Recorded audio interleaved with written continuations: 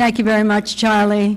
Thank you for presiding this evening. I know you consider it a great honor, as do I, to participate in this wonderful, wonderful tribute to Senator Kennedy and this institute. Charlie talked about how he liked watching the Senate and the House of Representatives. I also know that he likes politics, so I might talk a little bit about that in a moment as well. But first I want to thank Vicki and Teddy Jr. and Patrick and Kara for giving me this opportunity to participate this evening. I consider it a great privilege as one who has been a fan of the Kennedy family my entire life. Jack Connors, thank you for what you did to make all of this possible, and just seeing the beautiful institute overlooking the water which Teddy loved so much, to study the Senate, which he revered. How perfect. In the House, we're very pleased to be able to do our share to help with the Institute. We'd like to know how the Senate works, too.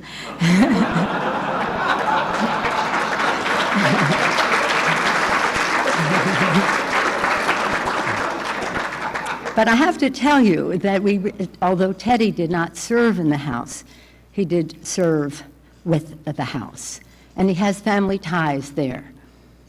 Honey Fitz served in the House of Representatives. President John F. Kennedy served in the House of Representatives. And now, of course, Patrick Kennedy serves in the House of Representatives. And all of us who ever worked with Teddy to follow his lead for his grand vision for the United States learned from him. So we're proud to do our share. In fact, when this appropriation was coming up, Dave Obey, our chairman of the committee, he said, "We are not having any initiatives in any appropriations bills whatsoever that are named for any member of Congress or the Senate, except one."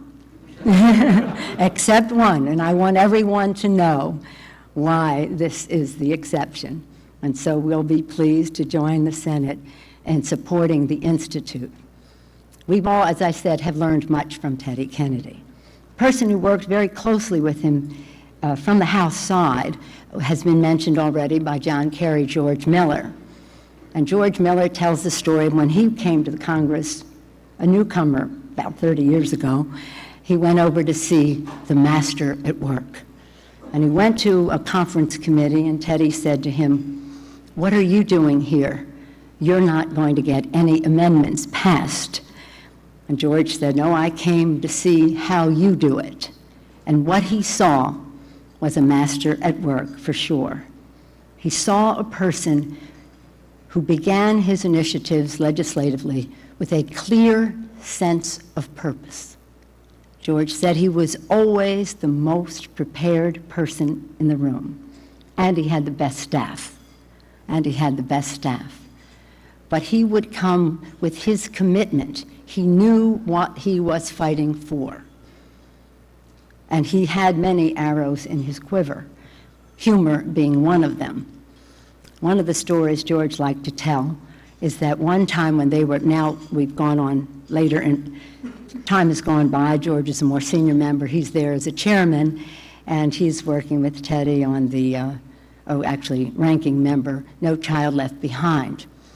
And Teddy was going on about how he wanted it to be, and one of his fellow Democratic senators stood up and said he had another idea.